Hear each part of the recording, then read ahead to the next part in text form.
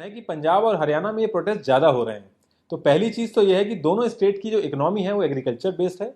दूसरी चीज़, जो central government है वो हर साल गेहूं और चावल बल्क में खरीदती है। हरियाणा 60% से ज़्यादा प्रोडक्शन करता है बासमती राइस का, और पंजाब ऑल ओवर इंडिया में 2/3 से ज़्यादा गेहूं प्रोड्यूस करता है। जब सेंट्रल गवर्नमेंट बल्क में गेहूं और चावल खरीदती है तो स्टेट को 8.5% टैक्स देती है, जिसमें से 2.5% एपीएमसी मंडी को जाता है और 6% डायरेक्टली स्टेट के पास जाता है। अगर मैं सिर्फ पंजाब की बात करूं तो लास्ट ईयर 3600 करोड़ रुपए मिले थे इसी टैक्स से, जो कि ये लोग यूज करते हैं फ्री इलेक्ट्रिसिटी वगैरह देके फार्मर्स को इलेक्शन के टाइम पे।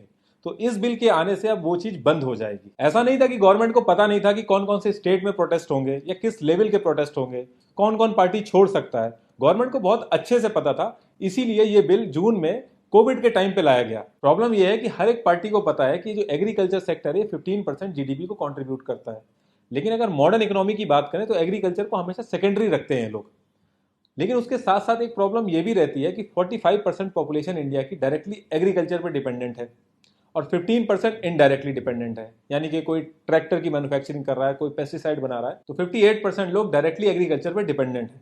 और जब इतना बड़ा वोट बैंक इन्वॉल्व होता है किसी चीज में, तो वहां से शुरू होती है पॉलिटिक्स। आप नोटिस करेंगे किसान इनके मैनिफेस्टो में रहता है, किसान इनके भाषणों में रहता है, लेकिन किसान कभी भी इनके रियल एजेंडा में नहीं रहता। जब से देश आजाद हुआ और जितनी भी गवर्नमेंट आई है, सबने एक ही राग अलापा है कि पहले किसान कच्चे में रहता था, हमने पक्का कर दिया। पहले वो चूल्हा जलाता था, हमने गैस दिला दी। जबकि असल बात यह है कि पक्के मकान में वही रह रहा है जिनके बच्चे खेती छोड़ के बाहर जॉब करने गए हैं। जिनका परिवार आज भी खेती में लगा है, वो कच्चे मकान में रह रहे हैं आज भी। सबसे ज्यादा किसान के बच्चे फौज में जाते हैं। एक लग्जरी कार खरीदने आप अगर जाएंगे तो 7.5% से रेट ऑफ इंटरेस्ट स्टार्ट होता है। वहीं एक किसान ट्रैक्टर लेने जाता है और उसको लोन कराना है तो 17% तक का रेट ऑफ इंटरेस्ट लगता है। एवरेज लैंड होल्डिंग है इंडिया के अंदर 1.1 हेक्टेयर। अगर मैं 1 हेक्टेयर की बात करूं तो उसमें से 27 कुंटल गेहूं निकलता है 6 महीना खून पसीना बहाने के बाद। जो करंट रेट चल रहा है वो है 1925 रुपए पर कुंटल, जो गवर्नमेंट ने एमएसपी पे डिसाइड कर रखा है। तो उस हिसाब से एक किसान की 6 महीने की इनकम हो गई 51,975 और मंथली इनकम हो गई 8,662 और एक दिन की इनकम हो गई 288। और ये एक जने की इनकम नहीं है, क्योंकि पूरा परिवार उसमें इन्वॉल्व होता है, तो ये पूरे परिवार की इनकम है। इससे ज्यादा पैसा अगर एक इंसान किसी रेलवे के जंक्शन में जाए और सिर्फ 4 ट्रेनों के अंदर चढ़ जाए और वो मांगना चालू करे तो इससे ज्यादा पैसा कमा लेगा। जब से देश आजाद हुआ है किसान की इनकम 19% बढ़ी है। मतलब आजादी के टाइम पे अगर वो 100 रुपए कमा रहा था तो आज की डेट में वो 119 रुपए कमा रहा है। वहीं एक एमपी की सैलरी 280% बढ़ी है। और अगर एक एक्स एमएलए एक्स एमपी बनता है तो वो 2-2 बार पेंशन उठाता है। एक एमपी का अगर आप सैलरी ब्रेकअप देखोगे तो पूरे साल भर में उसके ऊपर जो कॉस्ट लगती है वो 40 लाख रुपए लगती है। मैं इन हैंड की बात नहीं कर रहा हूं, मैं जो कॉस्ट लगती है उसकी बात कर रहा हूं। और जिस रेट कार्ड में इनके कैंटीन में सामान मिलता है, पूरे इंडिया के अंदर वो रेट कार्ड में आपको सामान नहीं मिल सकता।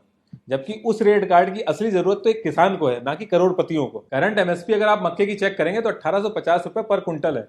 अगर वहीं मैं केजी में बात करूं तो 18 रुपए 50 पैसे पर केजी है। और आप मार्केट में रेट चेक करेंगे तो 480 रुपए पर केजी, और थोड़ा सा अगर फ्लेवर्ड में आप जाएंगे तो 700 रुपए पर केजी है। तो ये जो डिफरेंस है, इससे आप आइडिया लगा सकते हैं कि बीच में कितना बड़ा मुनाफा छुपाया जा रहा है। ये पूरी दुनिया में इकलौती ऐसी जगह है जहां पे ओनर सस्ते में बेच रहा है और कंज्यूमर महंगे में खरीद रहा है, और जिसका ना लैंड है ना अनाज है, जो मिडिल मैन है वो सबसे ज्यादा मुनाफा कमा रहा है। और रही बात पार्लियामेंट में ये बिल सही तरीके से पास हुआ, वॉइस वोटिंग सही थी या गलत थी, तो इन सब चीजों में पढ़ के कोई फायदा नहीं है, क्योंकि ये सारी पार्टियां मिलकर बस एक्टिंग कर रही हैं मदद करने की। कोई एक्चुअल में मदद करना नहीं चाहता। 2019 में अगर आप ऑपोजिशन का मैनिफेस्टो देखेंगे तो पैराग्राफ 7 और सब क्लॉज 11 में वो लोग यही बिल लाने की बात कर रहे हैं। इनफैक्ट 2012 में ऑपोजिशन ने खुद स्मॉल स्केल पे कॉन्ट्रैक्ट फार्मिंग कराई थी, और आज की डेट में वो कह रहे हैं कि डेमोक्रेसी की हत्या हो गई है। 2001 में नवंबर के मंथ में अमृतसर के अंदर जो हमारी रूलिंग गवर्नमेंट है वो एसेंशियल कमोडिटी एक्ट खुद ही अपोज कर रही थी। और ऐसा नहीं कि कोई और लीडरशिप कर रही थी, जो करंट लीडरशिप है वही इस चीज का अपोज कर रही थी। और आज की डेट में ये गेम चेंजर हो गई है। किसानों की कंडीशन सही करने के लिए कोई बहुत बड़ा रॉकेट साइंस नहीं चाहिए। एक छोटा सा फ्रेमवर्क चाहिए जिसमें किसान, जो कि लैंड का ओनर है, जिसकी फसल है, उसको सबसे ज्यादा प्रॉफिट हो। जब से हमारा देश आजाद हुआ है, हमारी गवर्नमेंट ने बहुत बड़े बड़े डिसीजन लिए हैं। पाकिस्तान के 2 टुकड़े कर दिए, 370 हट गया, रातों रात 500,000 के नोट हट गए। तो इन सब डिसीजन के आगे ये सब बहुत छोटी सी चीजें हैं, लेकिन ये होगा पॉसिबल तभी जब गवर्नमेंट चाहेगी।